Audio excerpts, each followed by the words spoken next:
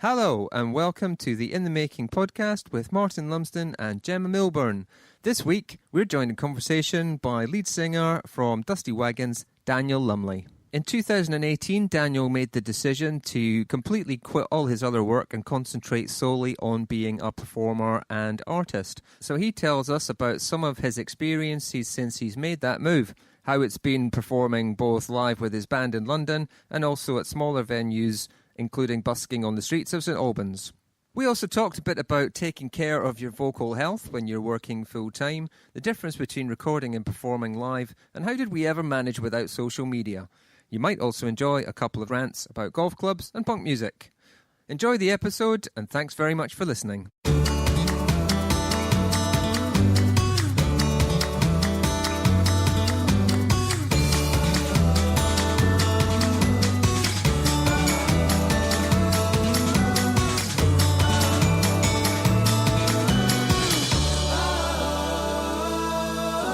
Yeah, I've been on a slight healthy eating thing, which I don't think will happen when I'm at home. So I'm trying to do that as well. Yeah.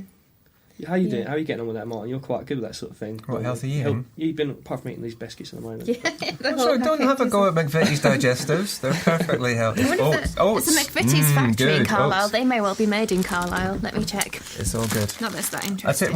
I tell you what I find most problematic about healthy eating, or my awareness of healthy eating, because I've done quite a bit of learning and training and stuff in sort of nutrition, partly about nutritional health and macrobiotic principles and understanding plant-based diets and all that kind of stuff, and why they're beneficial, and experiencing that as well, experiencing a lot of health benefits from like reducing my intake of sugar and caffeine and milk.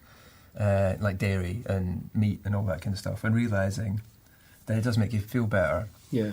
That's shit when you really want to eat something that's not, because then you go, yeah. Do I feel guilty? Nah, it's good. I think it's worth all the pain and the frustration of not... And I experienced quite a lot, like, working here, particularly because there's no kind of shops and things around. It's quite difficult. Then I found myself in a real rut of doing really things that I'm going to feel shit about this.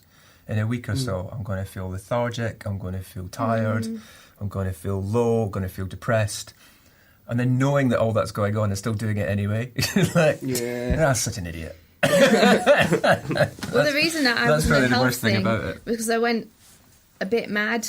I kind of went through a month or so of just giving in to my every craving, just like, yeah, I'm eating everything. And then my clothes were starting to get tight, and I was like, okay. Time to stop that. But I just think that's fine, isn't it? You just go, okay, I'm going to have some fun. You know that there are consequences. Yeah. But it's okay if you can just recognise it, okay, now I'm going to eat some fruit. Yeah. You know, it's normal, isn't it? Yeah. I think so.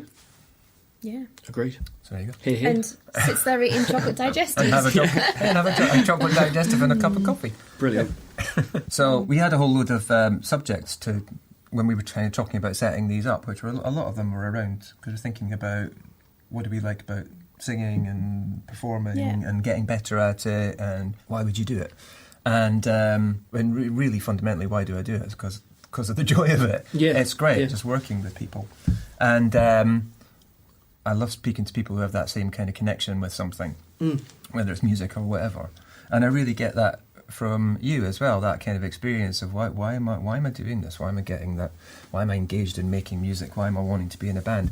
And what I experience with you is lots of roots of different things occurring within your exploration, if you like, of expressing yourself. So what's going on? Busy. I mean, I made a transition about 6 months ago to be pretty much a full-time musician, it was very difficult around January and February time, because no one really wants live music after Christmas. You find venues splash out a lot of money around Christmas and the back end of the year. In January, February, it's very quiet. Everyone's skint, obviously, after Christmas and things like that. But it's been going well. It's picking up now. I'm doing probably on average maybe 3 gigs a week. Most of the time it's 4. So just playing bars and restaurants and things. So doing a lot of singing, normally like 2-hour sets. So when you say like full-time musician, I mean like this is your job now? Yeah, pretty much this. Yeah. And obviously Ginger Nut Events thing as well. I'm hosting evenings, 4 venues. with other musicians as well. So I'm providing them with live music. So that's providing a little bit of income as well. I've been getting into busking as well a little bit, which I'm planning on doing a lot more of as the weather breaks a little bit. It's been horrible, but that's a really good experience. It's massive. Just the performing thing, I think, for me is my favourite thing. And I think it's about making connections with strangers. I absolutely love it. That's my favourite thing. You know, going into a room that you don't know anyone, and at the end of the night you're having a pint with them or whatever. I think that's probably one of the favourite things why I do it generally. Where'd you busk? St Albans. Okay. That's pretty much, it's mainly where I'm doing it at the moment, which is, it's a lovely town. It's amazing. The first few couple of times I've done it, it's a really scary experience. I was really nervous. But it was amazing how nice people were, and they come up to me and talking to me, just taking an interest in what I was doing, and it's lovely. Yeah, it's a really nice place to busk. People are super friendly. I did busking one Christmas in York when I was at uni with 3 other friends, and we just sang Christmas songs. We spent, I think, 4 days, all day, and I think we earned £200 a day. Amazing, yeah. Over 4 days. Not each, so we all got £50 a day each, so £200 in the end. And it was great. It was hard going on my voice, though, out in the cold. But there was one person walked past me, like an old man, I think, took my hand and just put a £5 into my hand. That's brilliant, yeah. You know, and I'm just standing here singing, you know, no one asked me to do this, and this isn't for charity. I think people feel sorry for you a little bit. It's really weird. I think people thought I was homeless or something. Well, I hadn't had a shave for a few days, to be fair. But I don't know, it felt like people were taking sympathy on me a little bit. I don't know why. It was really cold, but they were very nice people. That's definitely. interesting. I wonder. Yeah, I don't know. Do people equate it with begging? Do they? I don't know. That's a very good question. Yeah, but I don't know why. But I did get that essence and feeling of like, are they feeling sorry for me slightly? I don't know why that was. Like, I get that normally in my life anyway. Aside from music, but nah. Yeah, because as a representation of someone who's busking, you're there as an entertainer, but in a desire to earn money as well, which is kind of a really simplistic expression of what we're kind of doing as music performers or any artistic performers, I suppose. Is I want to entertain you, but I'd like to be compensated in some way. Would be ideal, and that's a very straightforward representation of that, isn't it? Because it's just like I'm here. If you happen to be passing and you're momentarily drawn towards either staying for a while and listening or contributing something, wow, you know. Literally, I'm just here to play to whoever in the world happens to be passing me by. It's quite powerful. I think so. I think one of the things I've learnt from it as well is sometimes even when you're playing a gig and no one's responding to you or clapping or taking any notice of you, it's amazing actually how many people actually are listening, but they don't show it. The same thing with busking, like people have just walked straight past me and then 10 minutes later they've come back from Tesco's and popped some money in my guitar bag. You know, so it's you just never know, but I think you just got to have quite thick skin and if no one is responding to you, just persevere, sort of thing. That's do it for the love of it. Yeah, absolutely. Yeah, absolutely. I had a really horrible gig actually last week. I played a golf club. I won't mention the golf club. It was a very affluent area, and it was a very, very unusual experience. And again, last week I played Hard Rock Cafe, which you come to, Martin, which was a brilliant gig, really great experience. Then I played the Lodging Ware, and I played this golf club. And they were so different, all the gigs, but I kind of love that as well, the versatility of it. And every room is different, and it has a vibe, and it's cool. But this golf club, it was a very bizarre experience. No one listened. I got told to turn it down about 4 times. In the process, I was like, I just really don't feel appreciated. So, I've been asked to be here. It's not like it was like I'm not just rocked up. I really just go now. I actually said on my break, I was like, I don't have to play. Like I went up to the captain of the club. I was like, I don't want to offend anyone. I don't, I don't have to be here. It's fine. You can pay me and I can go, sort of thing. But very bizarre experience. She was like, we're trying to educate the members, bring in some live music and stuff. They were a bit older, set in their ways apparently. They were into like ferret racing and stuff. What a night. Okay. It was very. Is that real? Apparently so. Ferret racing. All Yeah. right.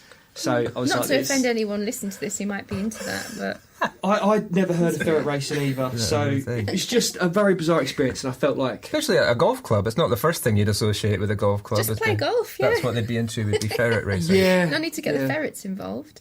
It was very bizarre anyway. So I always I need to say as well, what on earth is it about somewhere that says, what, do you know what we really need to do for this golf club? We need to inspire the members and educate them into something. Yeah. Do you? Do you know what? That's exactly what I said. I got a tiny bit more about it, which was really rude to some of the members. Like, I've never had this before, and it was. I would say it's probably one of my worst gigs I've ever had. On my break, I went into another room. They sat me in another room like a naughty school child with a plate of food away from everyone else. I was like, this is a bit bizarre. I was like, what's going on here? And then the captain of the club, he gets on the microphone and he goes, obviously Lawrence can't make it today, who normally does the music here. Daniel's filled in. We got told it was a completely different style of music. It was blues and jazz. Obviously, it's not. We've told Daniel to turn it down 3 times already. He's going to turn it down again. And some of the members of the club just started going, yeah! And I was like... That's horrible! Yeah, it was And the barman come out from around the corner. He went, are you all right? And I went, is it me? Was that really, really rude? And he went, yeah, it was. And I was like... I might have a chat. I'm going to have a chat with him and see if he actually wants me to continue. I was really professional and held together, but I was really angry as well a little bit. So that's the worst experience I've ever had with gigs. I've known stuff like that happen before at things like social clubs and members clubs, and where the person who's booked the bands hasn't really known what they were doing, or maybe it's been a bookings agent who's booked someone in and just not really cared about whether it was suitable for the venue, and then it's horrible for the musicians because you're just trying to do your job, but you're with unreceptive audience who actually bizarrely get a bit hostile. I found that. They don't go like, oh, this isn't my thing. But they just didn't want you there. It's just being open-minded as well. Like, how dare you? Exactly. Like, it's not my fault. But it's just being open-minded to the individual. I'm Daniel, I've come here to piss you off. Exactly. That's what I felt like. I played some nice tunes. Yeah, it's like, my music is like, it's really non-offensive and super chilled. And I was just like... What were you playing? Covers? I was playing covers and a couple of originals. No one was listening, so I could have played, like, Knick Knack Paddywhack, Give a Dog a Bone or whatever. I don't know. No one was listening, so it was. I don't mind not being listened to, but it was just the fact of just a lack of respect. Yeah, that's hostility. I come into a room of 100 people I didn't know. I'm guessing it was around 100. Big old dinner they were having, and. I was just how small-minded they were, and like thinking, oh, there's a young, chap's coming here. He doesn't know anyone. Let's welcome him to the club, and it just really showed a lot about the actual club for me. And I got that there. You're not going to recommend that one. The money was all right. I'm thinking about joining a golf club. Maybe not that one. Which golf club it is? Yeah, when the mics are off, you can tell. It's not that local to here. But I'll tell you afterwards. Yeah, you can write it on a piece of paper. Yeah. Wow, that's amazing. That's horrible. I said to the lady captain, actually, I was like. She was like, we're trying to educate them and change them. Yeah. And a lot of these members were in their 80s. And why?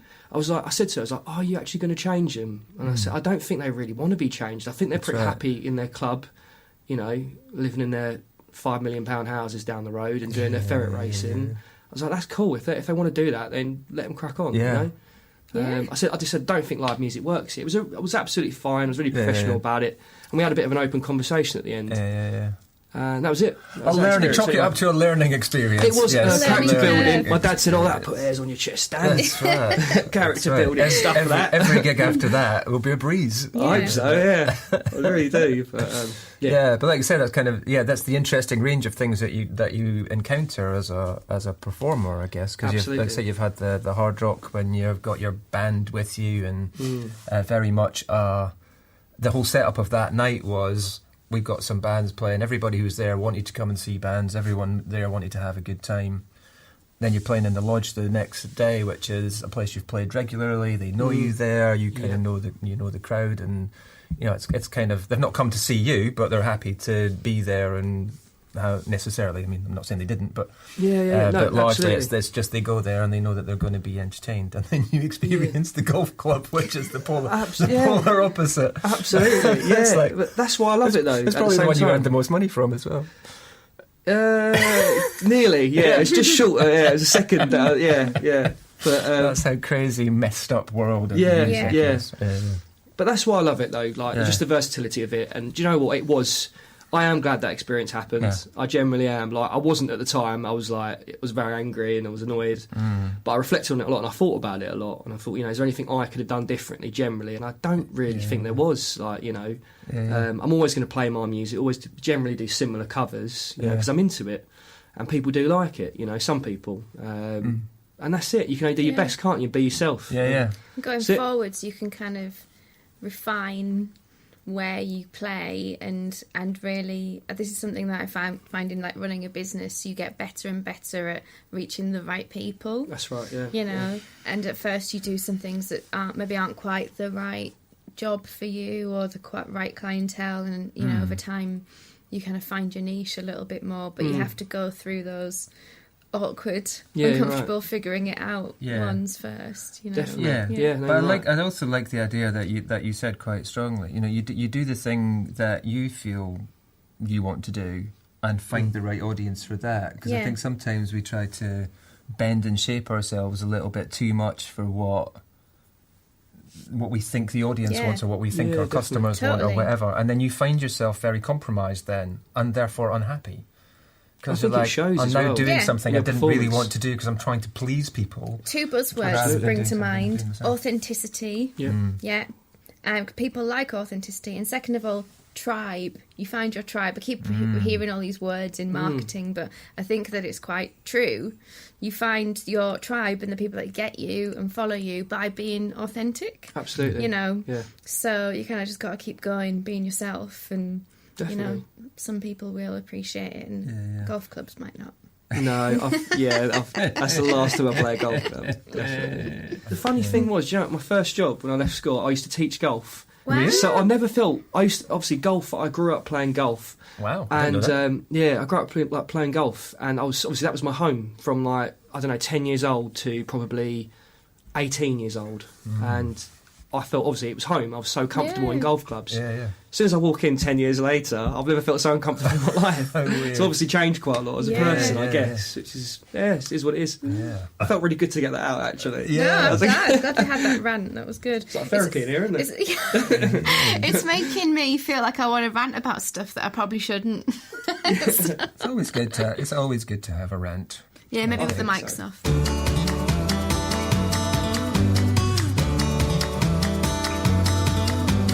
You've taking on this full time, and we're speaking about taking care of yourself as well. And there's now, literally speaking, your career relies on your health, and particularly your vocal health. It's true. Yeah. So that's something that Gemma's really experienced and. What's the word I'm looking for? Good at.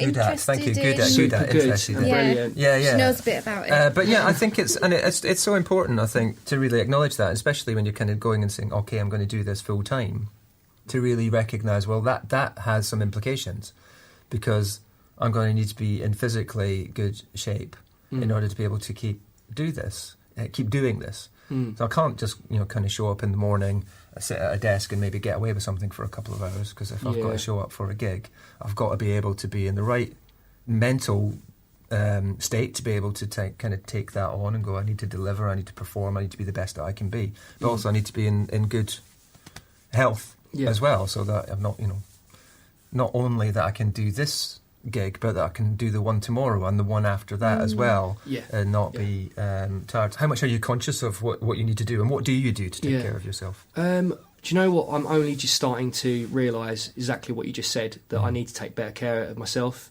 Doing 3 or 4 gigs on a trot and doing 2-hour sets, it's a lot of singing. And I'll be honest with you, before, around Christmas time, because it was very new to it, I love playing gigs and I get really excited. And when I'm in that environment with social and drink and stuff, I tend to have a good few pints and lose myself in it. And the problem is when you have 4 or 5 pints and you go and do it again the next day and again the next day, and you start, it really takes its toll on you. And then before you know it, you're out of action for a week because you're ill, you're so run down. So I'm only really just trying to take a bit more care, really. Sleep, proper sleep, cutting down drinking, hydration. I'm taking these tablets called Vocal Zone tablets sometimes, which I find they've been working quite well. They're good. Manuka honey is brilliant. I just spoon that sometimes. Hot lemon drinks and honey as well. I do a little tiny warm-up, which I call the pigeon move.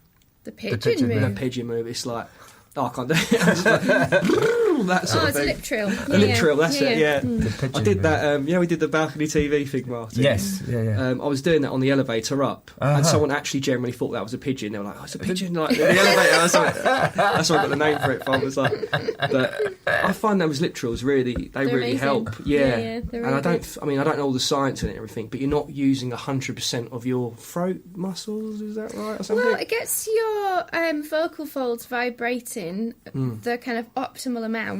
Yeah.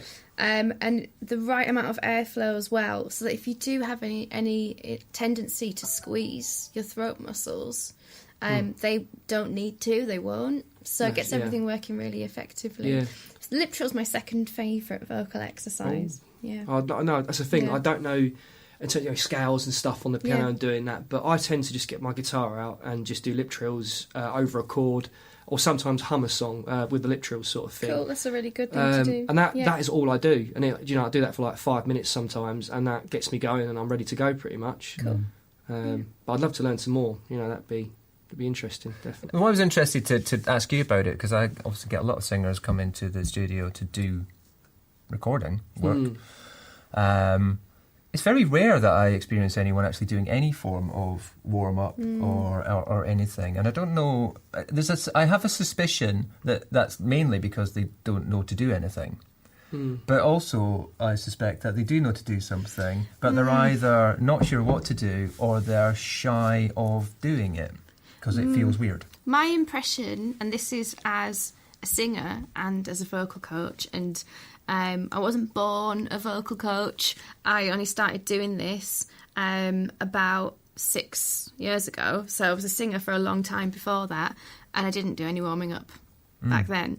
My impression is that warming up is like the naggy thing that your mum tells you to do. Oh, I should, because when people come for lessons, they go, yeah, I know I should warm up, but I feel like that's lip service to me.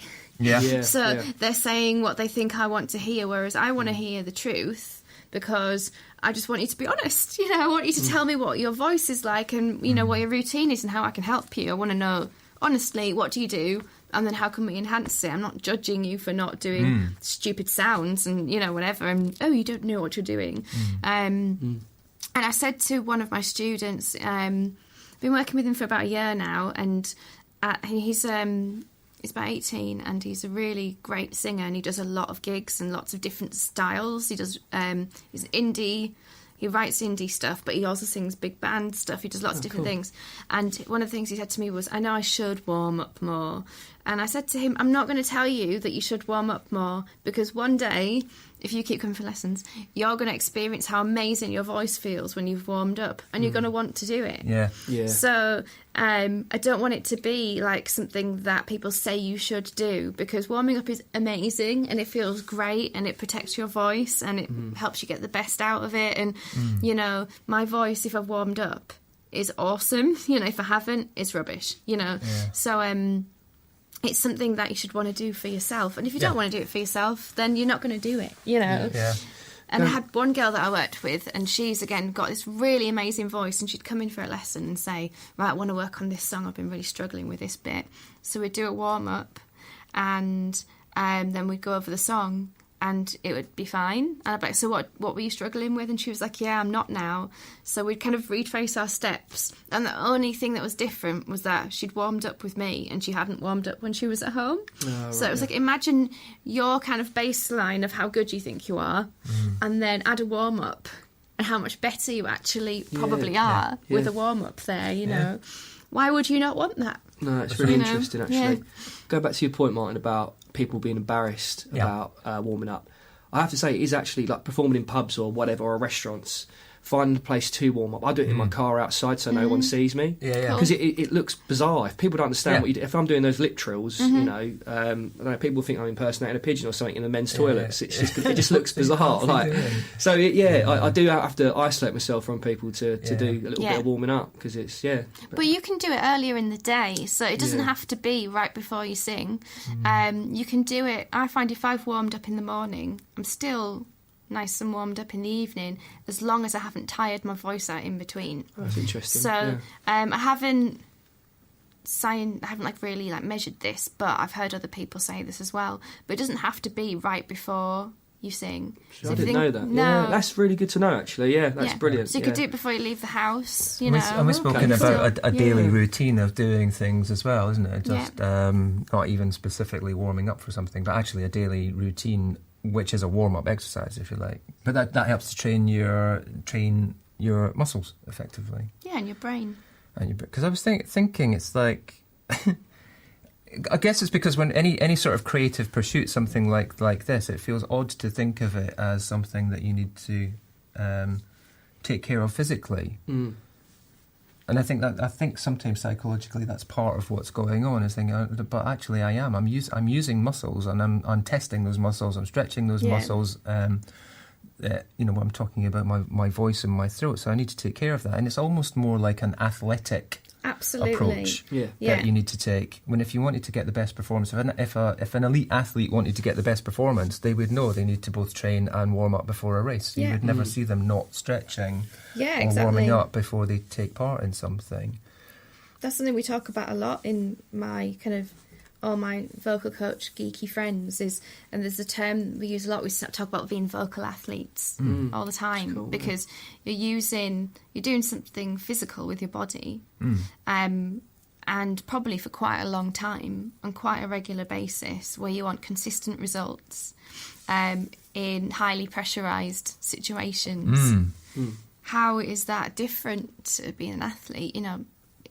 Why is it less serious? Why is warming up not as widely accepted?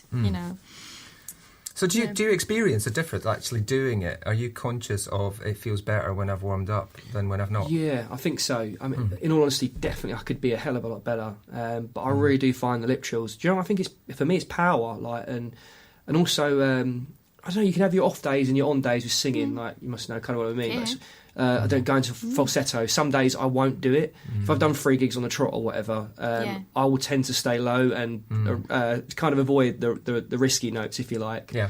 But some days I know I can get it. I just know, you feel your voice, all the muscles in there. You know when you can hit falsetto some days, and some days you don't, So I could definitely be better with it, 100%. But I do find it's power really for me. The lip trills thing that I do, I find there's a lot more sort of I can just build it out a little bit more. Yeah. And without my voice cracking kind of thing. Cool. Because you can feel that sometimes as well, can't you? You Yeah. tend to back off, but the trills just open it up a little bit, I think, for me. What you could try doing is doing them again afterwards once you've finished as like a warm down. And what you might find is when you've got a few gigs, like a few days on the trot, you might still have your falsetto if you've warmed down, because if you think about it in terms of muscles have 2 things that they can do: contract and relax. And what they're probably going to do over time as you're tiring is contract and then not relax. Yeah. So if you at the end do lip trills, which their whole point is to stretch and relax your muscles, then next day when you get up, they're more inclined to be flexible and prepared to work the way you want them to again. I've never done that before. Yeah. Actually, that's a good tip. Yeah, There's also new research that says that vocal rest is less effective than specific vocal exercises if your voice is tired. So whereas in the past singers were always told if your voice is tired, if you feel a bit hoarse, you should rest. There was a recent study. It took 3 groups. It got everyone to talk a lot and tire their voices out a bit. And then they got one group just to go and just basically talk spontaneously and just live normal life. Another group were on voice rest, complete voice rest, and another group did vocal exercises, specific ones, not just any. And then they got everyone back and they measured how their voices had improved. And they found that the people that had done vocal exercises had improved more quickly than everyone else. So it went, the people who had done the vocal exercises improved most quickly, then the people on voice rest, then the people on spontaneous speech were last. And the reason for that is because doing certain stretching vocal exercises releases a hormone that is anti-inflammatory. Oh, wow. Which will take down any swelling on your vocal folds. Amazing. Yeah. That's really so actually, if after your gig you were to do your lip trills again, you might find it much easier going forward. That's a really good tip. Yeah, no, brilliant. Thank you. Yeah, no, I'll definitely No do that, problem. actually. Yeah. Nice. Yeah.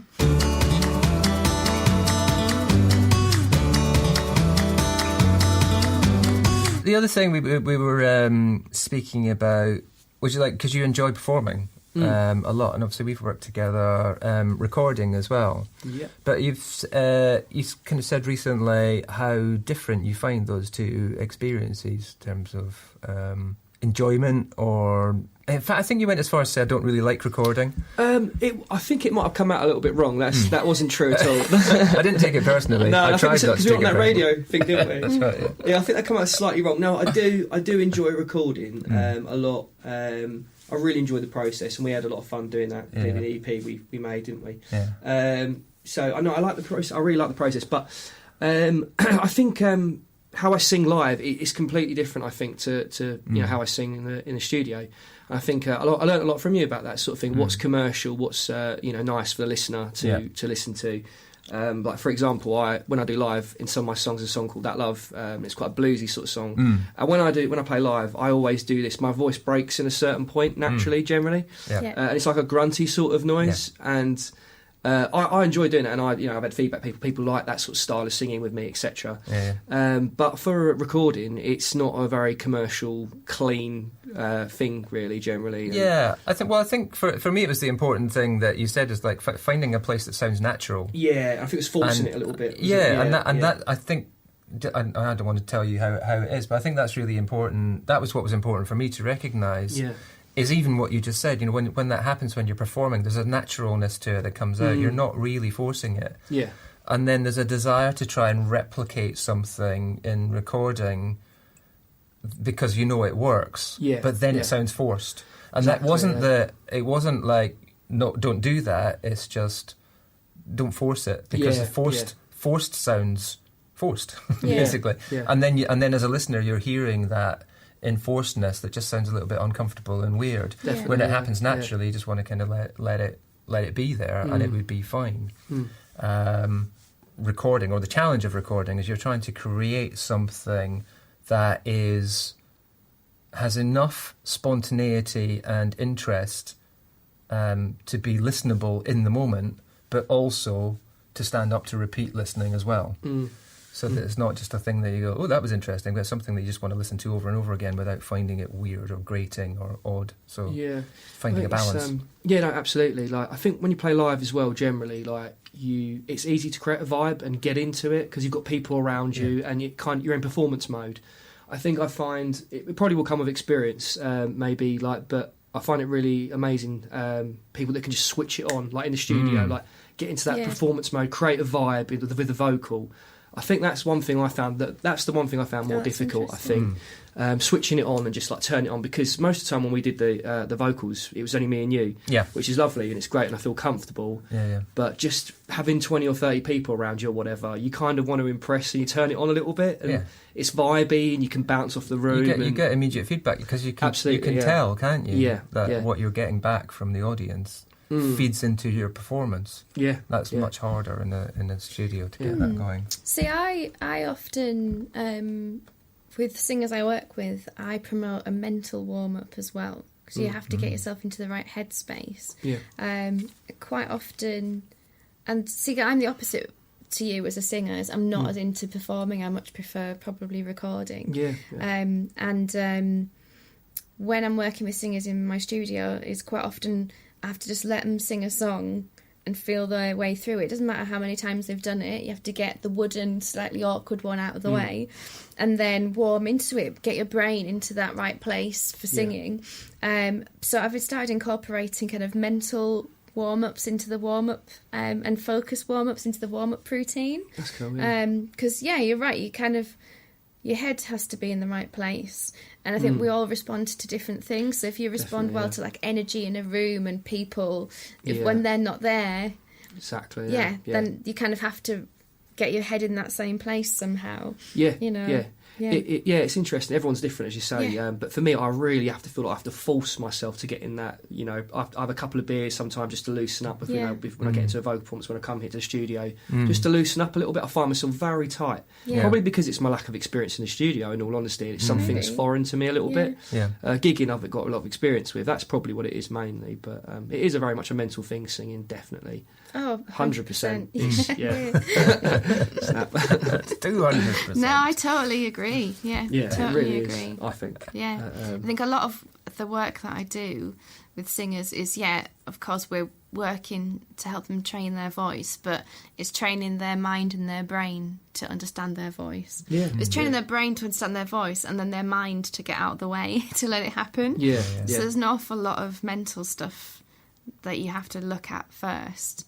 So sometimes I feel like I'm a bit of a life coach as well. I have no training in that, but people often want to talk about, oh, well, I feel like this and I feel like that and I feel uncomfortable because of this. So we have to kind of go through that sometimes first. It's such a specific communication, isn't it? I don't know whether that kind of makes sense to you, but it is, even though I'm singing a song or maybe even singing someone else's song, what I'm trying to do is communicate something with other people. No, I totally agree. No, I think it is maybe sound a bit weird way of putting it, but it's like an extension of yourself a little bit, how you present yourself, like through singing. Like, if I feel self-conscious or uncomfortable, like for example at the golf club the other day, it will come across in my singing. I'm really am like heart and sleeve sort of person, and it will come out, and you'll be able to tell. If I feel comfortable or anything, I'll you can. I think you can tell. I think it. It's almost like bearing a soul a little bit sometimes when you're singing a little bit. I learn a lot about people in general through the job that I do. That's probably partly why I like it so much and why I'm really interested in people. But I've learned you kind of start to see patterns of behaviour and how people present themselves, and people will tell me their story, their singing story, and this is what has shaped my singing journey, and you start to kind of understand, first of all, singing's relevance for people, and also just you understand a little bit more about people in general. It's pretty cool, actually. That is awesome. Yeah. So what are you up to next? That's a good question, actually. We have just literally made a transition from a 3-piece to a 5-piece band. So pretty much the best part of this year has been gigging, obviously to earn money, but the other stuff is just getting the band together, really. I think we've pretty much got the 5 lads now to really push forward, and I'm writing songs at the moment. I just finished a new song yesterday, actually, so I will later, probably in the year, be doing a new EP, I imagine. At the moment, it's just really getting the band together and getting out gigging. I think we're going to look at a North tour at some point, go up to Manchester and that, and just get out the area, basically, a little bit. I think last year our focus was build a fan base, and we stuck around Hertford like pretty much most of the year, Hertford and London, and from that it was very, it's great. We've got a reasonably small following, but a following nonetheless, and that's helped us sort of push forward. And for example, the Hard Rock Cafe gig and these big venues in London, you need to get bodies in the room to play those venues. So you need to build up a reasonable following before you really attack London properly, I think, and the bigger venues. Yeah. Otherwise, it can be a little bit of a balancing act, can it? Because you want the people to come. They want the venue wants the people to come. You want the people to come, and there always seems to be that slight imbalance as to but whose responsibility is it? And when again, I suppose it's the same thing when you find that as an act and as a promoter that you find that you're working together to make that happen. That's much more powerful than when you find that the venue is making it your responsibility, or the act is going, no, it's the venue's responsibility, and there's nothing in it. All you end up is someone playing to an empty room and everyone getting pissed off. I've done that really before. help. It's quite nice, actually. But you're right. It takes the pressure off. And and I think as I said before, and I think we mentioned it a bit earlier on, it's about building your tribe, isn't it? It's like finding that way to go. I may not be able to convert people to my cause. If you're not going to like me, I may not be able to persuade you. We're back to golf club again. But if you're not into that, then how am I going to change your mind? So that's not that important. It's more important to find the people who already are going to be into what you do. But they just haven't heard you yet. So the more that you can get yourself out and about and represent yourself, the more you're going to find those people who will go, yeah, this is good. I like this. And you have to let the people that don't, just let them go their own way. No, definitely. Find something else. Sounds like a Fleetwood Mac song there. Go your own way. Well, they did pretty well, didn't they? Good advice. What was I going to say? I had an idea about social media with like building a following. I mean, I just can't imagine being in a band like with not social media these days. It's like such a done thing. Like 15 years ago or whatever, being in a band and trying to build a following. Like, how do people know where you're playing unless they walk along the street or whatever and they see it in the newspaper or on a poster or I just don't know. It's really weird. Like, it's so different, but It's a really good tool, social media, how generally. how did I we love it. manage? How did we How manage? did they do it? How Yeah. did anyone do it? Well, I think there was less going on, wasn't there? So if there was a poster, people would notice it. I've thought about this a lot, actually, in terms of just marketing as a business. And it's like there probably were less ways of finding people. So you would look in the phone book, but you would ring that person that was in the Yeah. phone book. Or, I don't know, if your friend had a band, you would ask them to play because there weren't millions of them, you know, and you Yeah, couldn't find them yeah. all at the click of a button. That's what I think, anyway. No, yeah. Yeah. Do you think there's more bands giving it a go now than, say, 15, 20 years ago? Is it more popular, do you think, now? Or is it, or is there I awareness? do. 'cause I of think social it's much media? more accessible Yeah. and possibly more acceptable as well. Mm. To kind of, like, anyone can do this, and I think that's Yeah. a good thing. I I think think so. I totally think agree it with that. was a bit in the past. It was like either you have to be good Yeah. or whatever. Anyone could like naturally talented or something like that. So you'd be encouraged if you were some kind of virtuoso, Yeah. or if you were just bloody minded enough to say, Yeah. "I'm going to do this." I That totally agree. would get you through. But it's much more accessible now. It's much easier. So anyone can kind of pick up an instrument. Anyone can record anything. Anyone can promote themselves on social media. Venues are interested. You see it. So it's a very different environment. But I think that is why, to a degree, that's also why it feels so impossible sometimes for artists and bands to get noticed or break through. Yeah. Is because somewhere along the way we're also losing the necessity to actually take some effort and care to get actually good at what you do. Yeah. And I know Yeah, I know what you good's a mean. weirdly sort of subjective thing, because I know, I mean, for me, what comes up for me sometimes when people use the punk argument. I said the punks weren't like that; they just went for it. But they were good, though. Well, when you that's what kind of I'm saying actually is true, because when you listen back to some of that stuff, the attitude was different. Yeah. Because it was a kind of anyone can do this, whereas before it had been, there was a lot of kind of prog rock and big like what's the word, like, it was all kind of very sophisticated Yeah. musicianship, if you like. Yeah, yeah. And the punk ethos came up and said, look, if you can get a guitar and learn 3 chords, you can be a musician. That's true. But also, when you look at what the successful acts that were doing, they put a lot of effort into getting good at what they did. Yeah. Not necessarily being good at learning loads of musical technique, but they put all of their passion and commitment into Totally. being good. And when you listen to those songs, those recordings, there's nothing scrappy about it. There's nothing. Yeah. Oh, no. There's nothing. It's practice. It's all very rehearsed intentional. and- It's yeah, all yeah. very positive. It's all very much, I'm doing this, not Yeah. kind of any old crap will do. That was definitely not their approach. Hell no. No, Definitely no. not. No, agreed. Yeah. There you go. There you go. That was it. That was like, I'll tell you, I just like, oh, he's really going for it. Do you know what? So this We is need to great. let's pretend we disagree There we so go. we can talk about that more. Yeah. No. Yeah. No, it's. I think the internet's going back to sort of the awareness and things and like bands getting into it. Now, I think the internet is a horrible place. There's some bad things on there, and bad things happen, of course. But generally, I think there's a hell of a lot of good that comes out of the internet as well. And I think awareness is a a good thing. For example, people just feeling open about talking about their feelings and finding other people that have similar views and think, Yeah. oh, that's okay. Someone else Yeah. feels like me.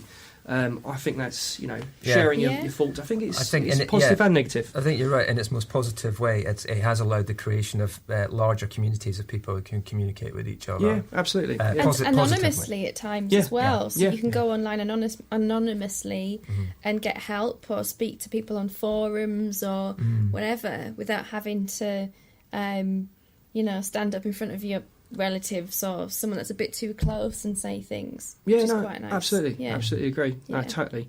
I think as well, like, I don't know, it's similar-ish kind of thing, but for example, openness about sexuality 20 years ago, I think people, it's not where it needs to be, and it should be completely open, you should be happy being completely yourself. But I think it's moved forwards from 20 years ago or whatever, Yeah.